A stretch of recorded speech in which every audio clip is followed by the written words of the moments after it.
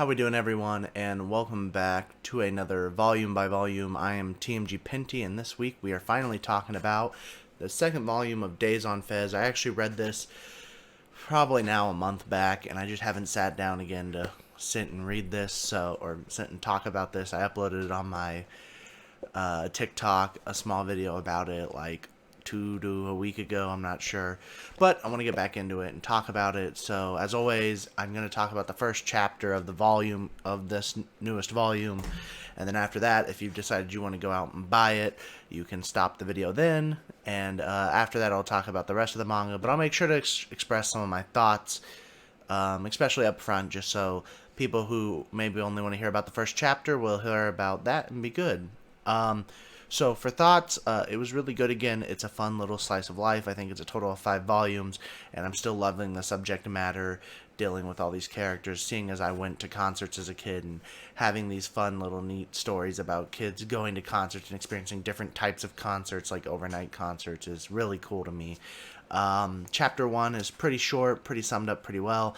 Kanade, at the end of the first volume, was preparing for like overnight concert. So in this one, it starts out, she's packing for her concert. She gets her sleeping bag in, sort of pulls a sly move on her dad to get him to pay for her sleeping bag because she's still caught up in music, that she's been buying too many CDs and can't afford it. Moves forward, they meet up with all the other characters. Otoha, I think is how you would say her name, her friend Ritsuru, and Gaku. Her friend Gaku is her friend's older brother, and Ritsuru is his employee, who's sort of like the generic black-haired emo character is what he's playing. This guy who likes underground music, sort of a hipster type vibe. They're getting in the car and they're heading on over to the festival. Ritsuru playing some more underground bands and things like that Kanade and Otoha get into. And then arriving at the music festival and seeing how big it is, how big the stage is, and how different it is from a minor concert that they experienced earlier in the series to how big this concert is because it's set up as an overnight concert. And those are like the main things that the first chapter is going to deal with, is just that, the basics of getting to the concert. The volumes, chapters aren't too long, but it's because they have like this neat way of doing they call it the main stage and side stage. So side stage are like little extras that were happening during the main chapter and stuff like that. So that's really neat to me. Overall, like I said, I really enjoyed this. I liked the topics that the manga went over and dealt with. And overall, I thought it was really enjoyable. So from here forth, I'll talk about more stuff that happens later in the manga. They do cover a very unique topic, in my opinion, for this. So make sure to keep watching if you want to hear about that. But if you're planning to go read it, I do recommend it. It is a bit pricier. I think this is yen press, so it's $13 retail. So it's pretty expensive at your local Barnes and Noble. But overall, definitely worth a little read if you want to enjoy a slice of life about rock concerts and things like that. So starting off from where we left off, the chapter continues with them watching bands. It sort of gives them the rundown of the area as Gaku introduces them to the location sort of and how these works. They talk about all the different stages that are set up and all that. I think they listen to a few concerts but then decide to go back because they need to go and find a campsite to set up so that they can stay overnight that day.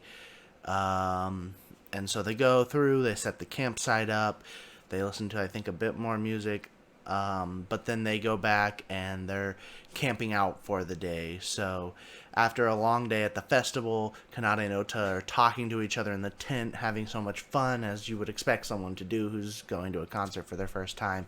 And you actually get to learn how Otaha fell in love with music herself, so it's a lot of discussing how her brother ended up taking her to a concert, and it's just steamrolled from there, her enjoyment of going to all these different concerts and different events, and things like that. The big thing that they've sort of been leading up to is that there might be a BBQ, I think, is like sort of how they hint at it, and they do. They go out and they have a barbecue, because there's a little barbecue pit out there, and enjoy food that way. And then, of course, Ritsuru and Gaku, being the adults they are, Ritsuru especially, get very drunk and start being just plain idiots with each other, to Kanade and Ota's demise, sadly.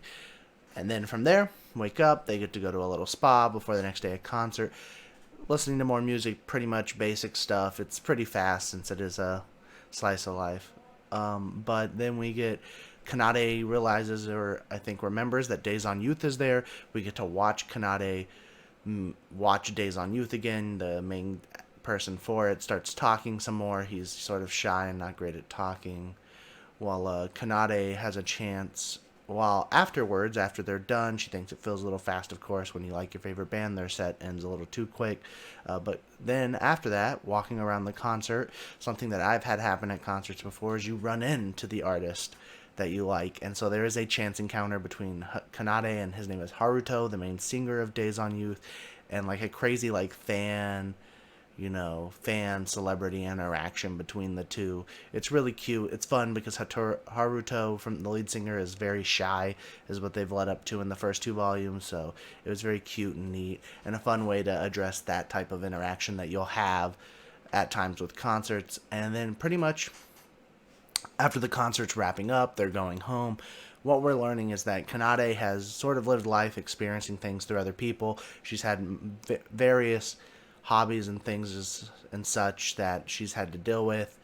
But yeah, it mainly ends up with her discussing how she has found something that she loves to experience. She doesn't need to live through others' experiences now.